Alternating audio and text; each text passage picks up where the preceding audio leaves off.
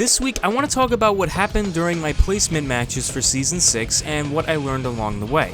Before we get into that, I want to mention that Blizzard finally admitted that intentionally lowering your SR rank after you do your placements was a bad idea. It only took them 3 or 4 fucking seasons to figure that out. Good job. Who the fuck would actually want that anyway? They said they did this to make you feel good about winning, but really, why the fuck would anybody be happy with that? They're pretty much just fake wins in a sense. I don't want to have to be given feel-good moments. I want to earn them. I'm not a fucking baby. Just give me my rank as it should be. Do you know how frustrating it is to be placed 1 point below plat only to have gold shitters throw and leave for 3 games straight? I mean, I can still get to plat fast, but still, it's a pain in the ass having to climb back up at all. Anyway, now I'm gonna start talking about what happened during my placements, so shut the fuck up, please. Alright, here's what happened. Game 1 was Eichenwald. We almost lost because a Junkrat with gold damage didn't want to swap even though they had a Zarya and a Pharah. I had to actually switch to Doomfist out of all things despite there being a Pharmacy and cleared the payload multiple times. I knew Pharmacy was a problem, but at this point I was just thinking, you know, fuck it, it's only placements, whatever. Something I noticed is when the payload is stuck on the bridge before the castle in Eichenwald, everybody thinks the smart thing to do is just to go up the hill and not through the castle. I don't know why they keep on rushing in from the front. If you're getting stomped more than twice while trying to break a choke one way, maybe you should go another way, you know? Maybe that's the smart thing to do? Game 2 was Ilios. I played McCree all game. Someone told me I should start getting picks despite having gold limbs at 30, gold objective kills, and gold damage. The person that told me to do this was also Junkrat, and again, they had a Pharmacy in Zarya, so I don't know why he was picking Junkrat. Game 3 was Gibraltar. Played McCree again, switched to Doomfist on defense yet again. I started to realize how good Doomfist is on defense. We won easily because the team actually had a lever, so I don't really consider this one a win. It's unfortunate when somebody leaves though, but only on the other team. Game 4, oh, this one was fucking nuts. We won 6-3 on King's Row. We almost lost during overtime while attacking, but again, I switched to Doomfist and just pushed their shit in. Doomfist is so much fun on King's Row, holy shit. During our first push when the game started, I actually was playing Widowmaker and I picked off Mercy and Hanzo from our spawn. But for whatever fucking reason, even though Hanzo and Mercy are dead, people are still afraid to push through the choke. They're down 2 people.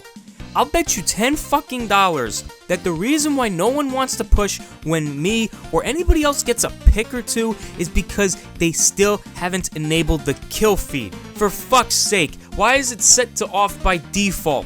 Do you know how important that shit is, Blizzard? Why would you think that this was a good idea to have the kill feed disabled by default? Game 5, I picked Doomfist because someone actually insta-locked McCree faster than me. During overtime, I happened to get onto McCree. Really though, we only won because the other team had a duo queue where the healers would only heal each other. Game 6 was on Numbani. We finally lost. Somebody insta-locked McCree and another person insta-locked Soldier 76, so I was shit out of luck. We also had a Junkrat with 2 hours of playtime who refused to swap even though we already had 2 DPS. The best part was that he had over 50 hours on Genji. To be honest, I would rather have this guy playing Genji than Junkrat for a 3rd DPS. Not sure why he was being retarded. The only reason why we actually lost though was because someone actually crashed the server with that game-breaking exploit on Numbani that I mentioned 2 weeks ago. It's still in the game, and Blizzard still hasn't fixed it or mentioned anything about it. That shit pissed me off. Again, it was a loss, but I don't really consider it one. Game 7 was Hanamura. Now, this time, I actually insta-locked Junkrat during defense to make sure that the person that was playing Junkrat on attack would have to play somebody else. But once I did, someone else on my team left. Even though we were down a man, we actually held them off pretty well. We managed to bring it into overtime too. Seriously though, I'm getting sick of Junkrat players. There's one in every fucking game. Game 8 was Gibraltar again. Finally I got to play McCree again, but unfortunately for the other team, somebody left. Game 9, I don't even know what the fuck happened. So, this was on Eichenwald. When we were on defense, we actually spawn camped the enemy team for the entire fucking round, and we literally never let them touch the point. Then out of fucking nowhere, during overtime, do they manage to kill everyone and successfully push the payload all the way to the end. How is that even fucking possible? We were outplaying them for days. This was so bad. This was such a one-sided stomp, and then out of fucking nowhere, they just come back and hit us hard. I swear to God, I was not getting outplayed. There has to be something with like a damage handicap. I swear to fucking God, because I was not missing anything. I swear to you. I always knew that Blizzard forced a 50 win percentage somehow, but I swear to God, I think they do it with a fucking damage handicap. I swear to God, there has to be a fucking damage handicap. That's the only way it can explain anything. Now, after that horrible experience in Game 9, Game 10, this was the easiest fucking game ever. I died only once, maybe twice.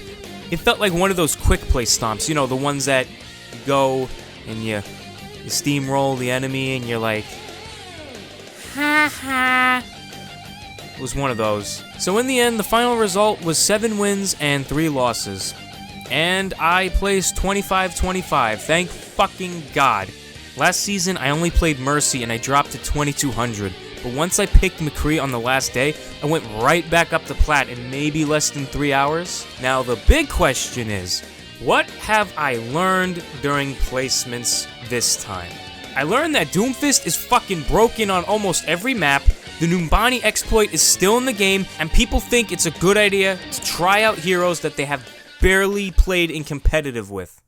That's pretty much it for this week. Did you finish your placements yet? What rank did you get? Let me know in the comments section so I could shit on you for being anything lower than Plat. As always, leave a like if you thought it was somewhat entertaining, and be sure to subscribe if you haven't already if you like what you see. I currently upload 1 video every Sunday, so be sure to visit again next week. Now if you excuse me, I need to finish my Paladins placements. I have about 2 more to go and it takes me about a half hour just to find one fucking match. I hope I find something soon. I don't know what's going on with their servers. Last week it was Blizzard, this week it's Paladins. Anyway, thanks for watching, I'll see you next week. Later.